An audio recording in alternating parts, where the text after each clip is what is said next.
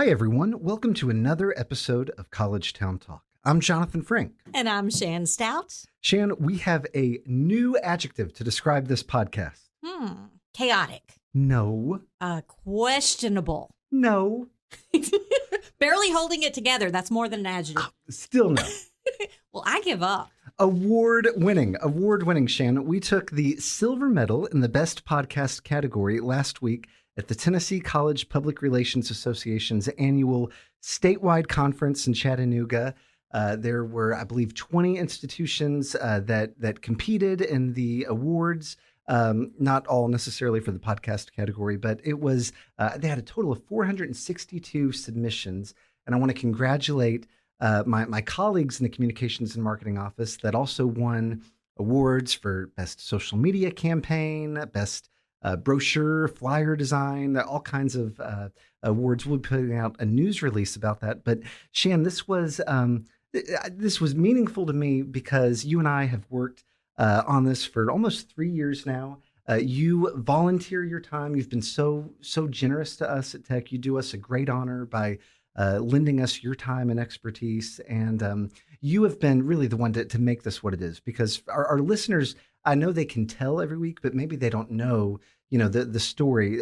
Obviously, Shan is a true professional, has hosted local, regional, national programs over the years, everything from WCTE, Wish You Were Here, the Smithville Fiddlers Jamboree, local morning show, I know, in DeKalb County. And you've brought that expertise to us, and you do it because you care and because you're so generous with your time.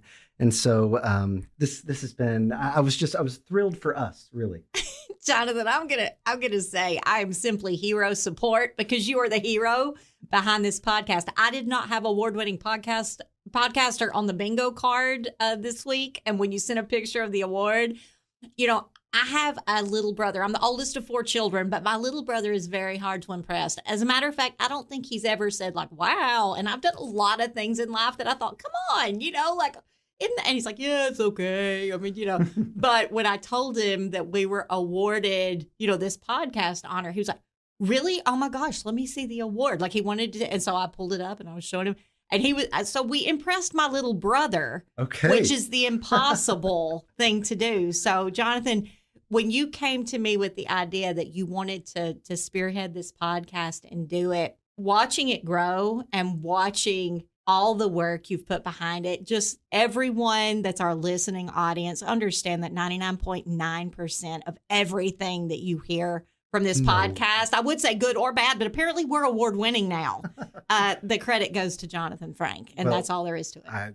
I don't know about that. I also want to give credit, though, to our friends at Stonecom Radio, Marsha Lee Lawrence, Larry Stone, our great producer, Robin McCullough. Making us sound good every single week. That takes a lot of work on my part. But anyway, we're really pleased with that. And hey, if we won silver this year, I think our next guest could help us take home the gold in 2027. Today, we are talking with Dr. Erin Hoover, Associate Professor of English at Tennessee Tech and the first ever Poet Laureate for the City of Cookeville, which is an honor designated by the Cookeville Arts Council. Dr. Hoover has been a part of the Tennessee Tech faculty for 5 years now, where she teaches the course for the Iris Review, the university's student-edited literary magazine, and teaches classes on American literature, poetry, essay writing, and more. When she's not on Tech's campus, there's a good chance you can find her at our local independent bookstore, Plenty Downtown Bookshop, where she leads Sawmill Poetry, a free monthly community poetry reading series. She's also the author of 2 published books of poetry, the 2018 book Barn Burner and 2023's No Spare People. Dr. Hoover, welcome to College Town Talk. Thank you for having me. Y'all set the bar really high. Well, we're really glad to have you here. You and I have spoken over the years for written stories, for other projects, and in the back of my mind, I was thinking, we need to get her on the podcast, and so I'm so glad it worked out. We've got a lot we want to ask you, and of course, we want to talk about your service at Tennessee Tech. But let's start with this Poet Laureate title. That's a really big deal. We've never had a Poet Laureate for the City of Cookeville before, and I love that our community has such a thing now. I think it's a wonderful testament to how we support and celebrate the arts here in Cookeville. We've said on the show before we are an arts town, and so I think it just reflects really well on Cookeville. And I love even more that you are the first person appointed to that position. It is so well deserved. Tell us how this all came about, and what does it mean to you? Well, thank you. Not every place has a poet laureate, as you sort of alluded to. But we do here in Cookeville, and the role of poet laureate actually goes all the way back to the 14th century and Francesco Petrarch in Rome. So part of that lineage, right?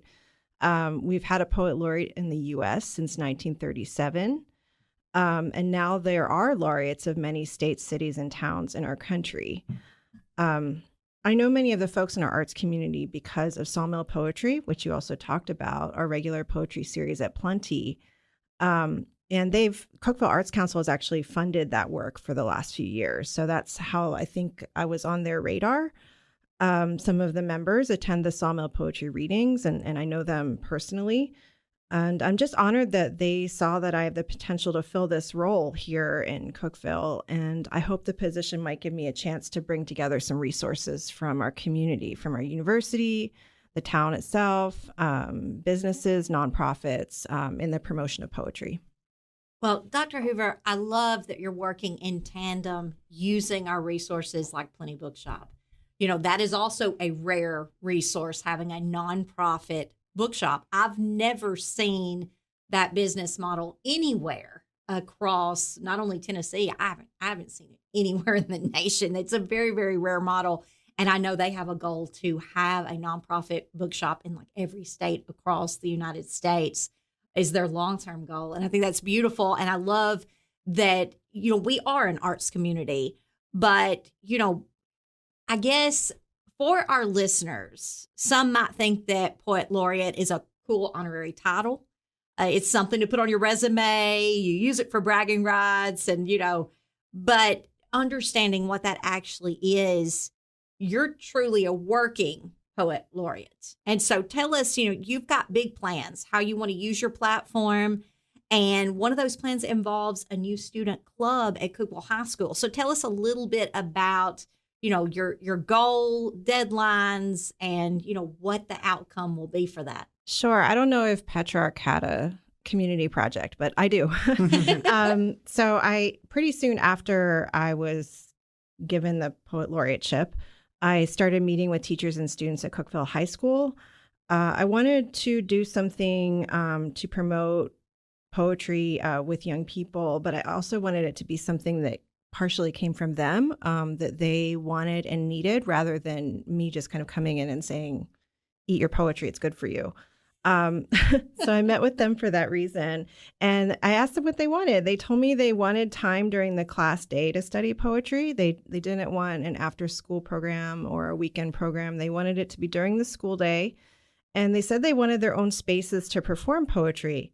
I said, well, what about Sawmill Poetry? And they said, well, can we have our own Sawmill Poetry? And that got me thinking, could we offer regular workshops during the free period at Cookeville High School that students could join if they wanted? I thought about maybe, having my Tennessee Tech creative writers teach some of the students and mentor them, of course, with my help and guidance. And I talked to Lisa Urek at Plenty about having takeover events. So these would be like Sawmill Poetry events, but they'd be called Youth Sawmill Poetry Takeover events that would be youth focused, where they could perform their work. And ideally, if I can get some funding, I'll also publish a journal of their work. And students seem to really like that idea. I went to Cookeville High School last week and met with some students. I actually sat in the cafeteria for a while. I hung out in the hallway, which, being in a high school hallway, was a treat. That's a wild experience. I was like, this is all coming back now. But they were really interested. And we have an Instagram. So some of the students have joined the Instagram who are interested in being part of it. Anyone can follow it, though. It's at Youth Sawmill Poetry. Oh, that's amazing. I love how you went to the students to ask. Oftentimes you bring programs into young people's lives and it's already pre-planned, pre-mapped out, and you're hoping it's going to work, right? but you went in and assessed their needs, their wants, and you're molding this to suit them, which is a guaranteed success. So I look forward to seeing the fruits of your labor. And I know this is not why you're doing it, but I could see, a secondary result is I think, students will, they'll get exposure to great faculty that we have at Tech, led by you in that regard for poetry. And we'll consider, Tennessee Tech if it wasn't on their radar before. A sleuthy recruitment tool. So I love that. I want to shift gears a little bit and talk about your time here at Tennessee Tech. You'll be celebrating your 5-year anniversary later this year, and you've already made a big impact during that time. And one thing that you and your colleagues in the English department are working on is taking on AI and helping students know if, how, and when to use it, and how to do so responsibly and in a way that maintains a role for creativity and critical thinking, which is so important in writing. I write for a living, and you don't want to lose that piece of it. My colleague at Tech and your graduate student, Megan Trotter, wrote a great story about this for the university a few months ago. And I was struck by just how the department is being really intentional and smart about this, because you're not burying your head in the sand and pretending AI doesn't exist, trying to get students to ignore it completely, but you're also not letting students off the hook when it comes to finding their voice and articulating their own unique thoughts.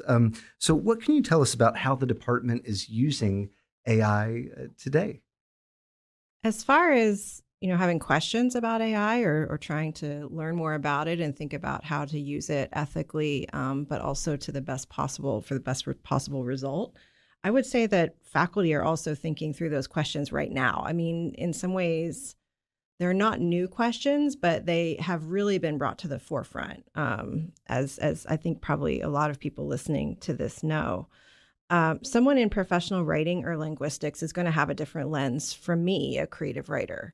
So I'd say there's not just one take on it, but that we're all kind of like working on this together and looking at how to integrate it in our courses to the effect that you've described so well, Jonathan. Well, I love that. And, President Oldham actually had a piece recently in the Tennessean on kind of the university's approach to AI and gave your department some kind of a shout out as far as how you guys are using it. I think it's been really thoughtful. Yeah, we know that our students are engaging with AI. I think most professors at Tech know that. And we also know that for students to be competitive, they should be part of the conversation in a way that's smart and thoughtful. So I view it more as like a dialogue or a conversation rather than like a settled matter. I mean, I think AI is still obviously a technology under development, and how we ultimately end up using it or where it goes will depend on users now. So students are part Absolutely. of that, and so are we as faculty and as a university. Well, Dr. Hoover, I want to ask about another part of your work at Tennessee Tech, which is teaching the course for Tennessee Tech's student-led literary magazine, The Iris Review. And just as we were talking about our podcast award earlier, we'd be remiss not to point out the many awards that the magazine has collected on your watch, including a superior ranking from the National Council of Teachers of English 2025, recognizing excellence in art and literary magazines contest. Congratulations for that. I know that is some heavy competition across the platform. And I love everything about this because the magazine is not only giving students an opportunity to build their portfolio, get their work published while still enrolled at Tech, but also it's clearly something of high quality that should make the students feel proud. I have a background in publishing, and I know that the big hurdle always is to, you can't even get an agent without having been previously published, and a publisher will not review your work unless you have something that has been published already. And it's just kind of this catch-22 cycle that people get in trying to break through. So anything like that is very, very useful to these students who want to move forward in any sort of literary career. What do you most enjoy about seeing the students' work in this magazine every year? And for those who aren't familiar with the Iris Review, what would you want them to take away after reading it? So listeners understand, the Literary Magazine editing course is a practicum. So a practicum is a course where the learning takes place by doing, and students produce the magazine. They do it over the course of one semester, which the 5 times that I've taught the course, I'm always just really happy when it comes together, because 3 months is a really short time frame to go from call for submissions to, having a launch party to celebrate a printed product. And I don't do those things. The students do. They work in teams focused on editing, production, or promotion, which is, from my experience working in publishing, the way publishing houses and magazine publications are structured. You usually have editorial, and then you have production. Well, my daughter participated with the Iris Review a few years ago. Loved the whole thing. And the very first thing that was published, she was just over the moon about it. It made her feel taken so seriously. She's like, I can't believe my submission was chosen. I can't believe that they published it. It was just, it's a larger than life thing for the first thing that you've, to see in print that way. And so I have seen the working model of what it feels like to actually feel like you're doing the job. And I think learning by doing is very, very powerful. Well, and I yesterday evening, I was preparing for this interview, and I thought I should refresh my memory on the most recent edition of the Iris Review. And so I was reading over it, and I really was struck. I mean, there was beautiful writing in that, and the students are they're just so talented. But we've talked about the students' writing. I want to go back to your writing, Dr. Hoover, because like we said in the introduction, you are the author of 2 books, and I specifically want to ask you about your latest work, which is called No Spare People. And we've talked a little bit about that before. I love the title, first of all. To me, it so succinctly captures this idea that everyone matters, no one is expendable. I think that's a really important message these days. It says a lot in 3 words. That's the really hardest thing to do, is to say so much in 3 words, but you've done it. Yeah, and of course I can't be brief. What's the famous quote about, I would have written you a shorter letter, but I didn't have the time. Jonathan has no spare words would be the title of his book. I know the book is influenced by your own experiences with single parenting and dealing with the COVID-19 pandemic, among other things. What can you tell us about this book, and what does it mean to you to write something very personal like this and put it out into the world for other people to read and interpret? So I'm not a historian, but I think that when we study history, we're really studying the lives of the people who lived through whatever event that was. I also think that when we read literature, we're reading about characters. We're looking for plot development. And so I looked back at other things I'd lived through. You mentioned single parenthood, you mentioned COVID. I looked also at the 3 Mile Island nuclear accident, which took place in the town where I was born on September 11th, where I'd lived in New York City. And I just sort of wanted to reflect on not only what was happening, but what was I able to carry away from it. And readers have told me that they kind of see themselves in that book as well. I think we connect more when something is tied to an individual experience or an actual event that someone has lived through. And so the message of the book, Jonathan, as you said, is that no one is spare or extra, and every person is important. What a beautiful message. I love that. Well, and I know for our listeners, I was looking at the clock, and I was signaling that we don't have a lot of time, but you did. I think you were wanting to mention, Dr. Hoover, you've got another book in the works. Do you want to just tell us real quickly about that? I do, yeah. It's coming out in May 2027, a collection of poetry. It's entitled Consent, and it examines forms of power within domestic spaces. And it's written from my own perspective, leaving an abusive relationship. Wow. So these poems use form to explore the nature of traumatic memory. It's also about the nature of truth, how it's established and by whom. So that would be the through line, I think, from...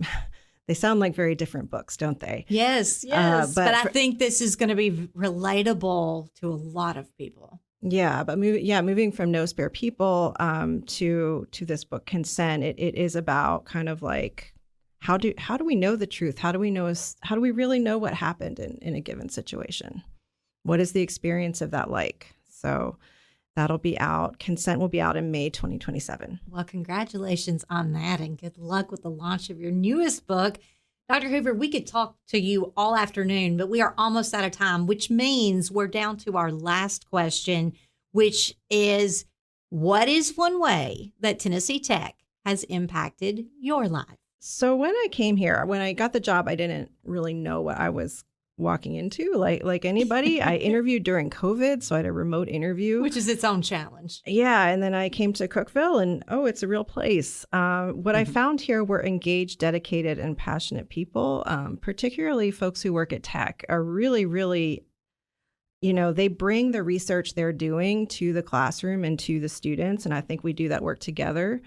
The university encourages that. Like we talked about some of like the course developments that I've had, also some of my community work, and that's all been encouraged by Tennessee Tech and gone hand in hand with it. So I try to model curiosity and experimentation for students, and I take our work seriously. And I think that's how Tech has impacted my life, is it's been that place where I could do that. What a great answer. Dr. Hoover, thanks so much for being our guest today on College Town Talk.